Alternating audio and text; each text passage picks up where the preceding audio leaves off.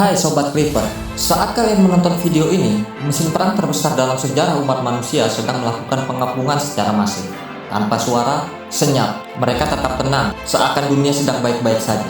Namun faktanya, di tahun 2024 hingga 2025, Amerika Serikat secara agresif mengaktifkan kembali pangkalan-pangkalan mati di Asia Pasifik. Mereka tidak sedang latihan, mereka sedang membangun tembok pertahanan. Selamat datang di channel Clipper Maga. Mari kita lanjutkan videonya.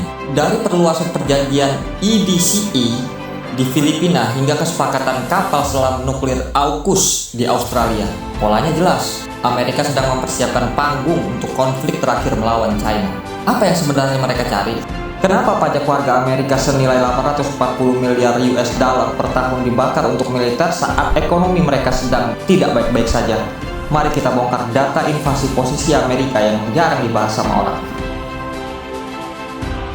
Kita mulai bedah dari tetangga kita dulu, yaitu Asia Tenggara. Kenapa tiba-tiba Amerika sangat manis terhadap Filipina? Jawabannya jelas, ada di dokumen EDCA atau Enhanced Defense Cooperation Agreement. Baru-baru ini, tepatnya pada April 2023, Amerika resmi mengamankan akses ke 4 pangkalan baru di Filipina. Perhatikan lokasinya. Di antara lokasi tersebut, Pangkalan Laut Cabilo Osias di Santa Ana dan Pangkalan Balabac di Palawan. Ini bukan lokasi acak. Santa Ana menghadap langsung ke Taiwan dan Balabac menghadap langsung ke Laut Cina Selatan. Jaraknya sangat fatal bagi strategi Cina.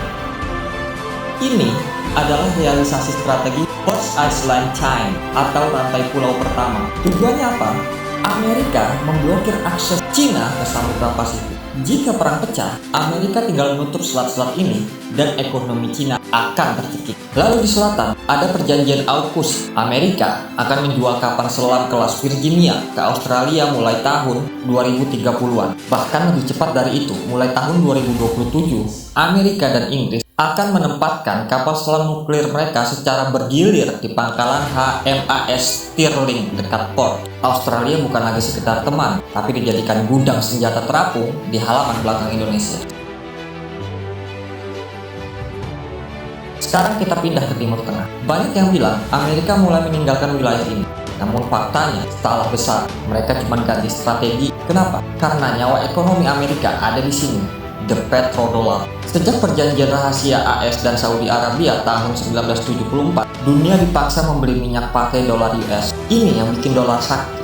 Tapi sekarang, blok bridge yang berisikan anggota dari Brazil, India, Rusia, China, South Africa mulai berani transaksi minyak pakai mata uang lokal.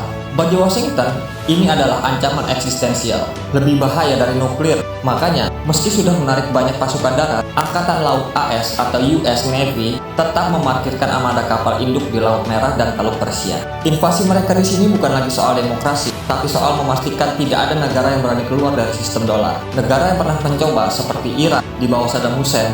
Shortly after the invasion, Iraq oil sales were back in dollars. Dan Libya di bawah Gaddafi. Leader Muammar Gaddafi promoted a Pan-African gold-backed currency to be used for oil trade. Biasanya berakhir dengan perang saudara. NATO intervened, leading to Gaddafi's overthrow and death. Libyan oil soon returned to dollar-based trade. Di Eropa sendiri, situasinya lebih transparan. Perang Ukraina melawan Rusia bukan sekedar konflik wilayah. Ini adalah proxy war atau perang perwakilan termahal dalam sejarah. Total bantuan yang disetujui Kongres AS untuk Ukraina sampai saat ini sudah tembus angka 175 miliar US dollar. Angka ini lebih besar dari APBN banyak negara di dunia. Kemana uangnya? Faktanya, sebagian besar uang itu kembali ke pabrik senjata di Amerika, seperti Lockheed Martin dan Raytheon untuk memproduksi rudal baru sebagai ganti stok lama yang dikirim. Strateginya kejam memang, tapi efektif, melemahkan militer Rusia tanpa mengorbankan satupun tentara Amerika. Ukraina menyediakan darah, Amerika menyediakan besi. Hasilnya, Rusia terjebak perang panjang dan Eropa makin bergantung pada perlindungan dan gas alam Amerika. Ini membuktikan bagi Amerika bahwa perang adalah industri. Perdamaian justru buruk bagi bisnis mereka. Kenapa semua ini terjadi sekarang? Profesor Harvard, Graham Allison menyebutkan Thucydides trap atau jebakan Thucydides. Amerika saat ini sedang panik. Ekonomi domestik mereka goyah, hutang menumpuk, dan hegemoni mereka ditantang. Pengepungan militer ini adalah respon dari kepanikan itu. Amerika mencoba memprovokasi konflik sebelum Cina menjadi terlalu kuat untuk dikalahkan.